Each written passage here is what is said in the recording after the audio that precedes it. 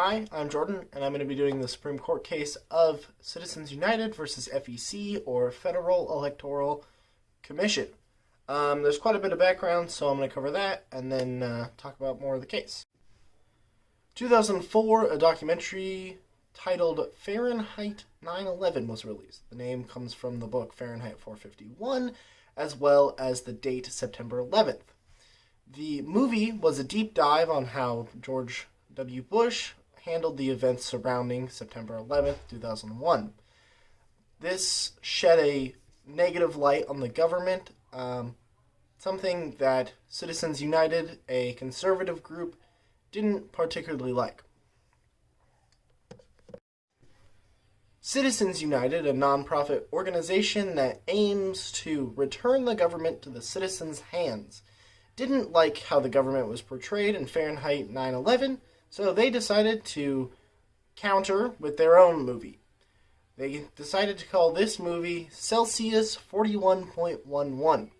Not only is this the opposite kind of Fahrenheit, Celsius 41.11 is the temperature the brain begins to die.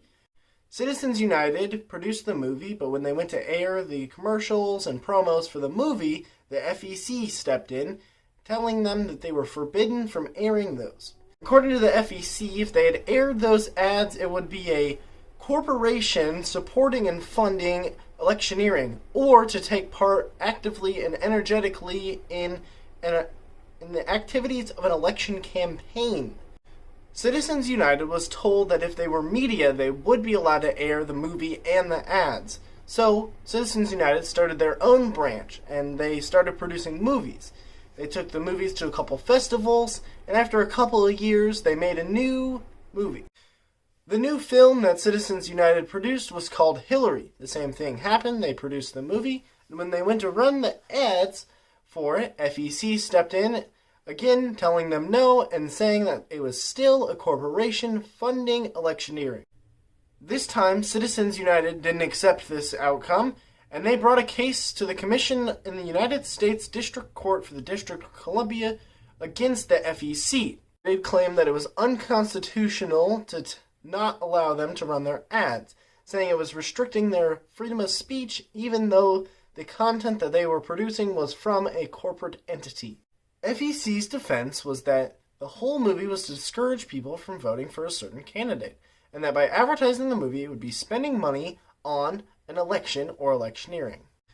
FEC essentially told them, yeah, you guys can produce, make, and release the movie, but you can't tell anybody about it, and you can't pay the television studios to air it, because then it would be spending money to inform people not to vote for a specific electoral candidate. District Court did deny Citizens United a preliminary injunction and basically passed the case onto the Supreme Court. The case was against the federal government, so early on they knew they were going straight to the Supreme Court. And the ruling was...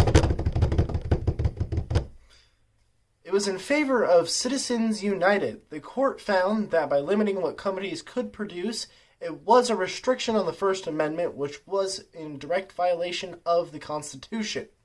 This ruling basically gave a voice to corporations, allowing them to sway how people voted. This also opened the floodgate to billions of dollars making their way into the elections every year. The ruling, like most cases, was split 5-4. In his discerning opinions, Associate Justice John Paul Stevens argued that the court's ruling represented, quote, a rejection of the common sense of the American people who have recognized a need to prevent corporations from undermining self-government. Mr. Stevens felt that the decision to allow corporations to produce media surrounding political candidacy was the equivalent of rejecting common sense. He felt that people needed to realize how much corporations do in their lives already. This is one of the most controversial Supreme Court cases, with many still protesting this decision. For example, people have gotten into Supreme Court case hearings just to voice their objection, going so far as to sneak a camera, which are not allowed, into the court to prove how serious they believe in this. This has affected how people are exposed to political figures through advertising and the media surrounding election season. This ruling has not only allowed big corporations to defend or defeat a specific political candidate, but essentially given a voice to the once speechless corporate entities. I believe the ruling for Citizens United versus FEC will be overturned. There's still protests, and once people realize how much sway corporations already have and how polarizing politics have become, they will call for a change.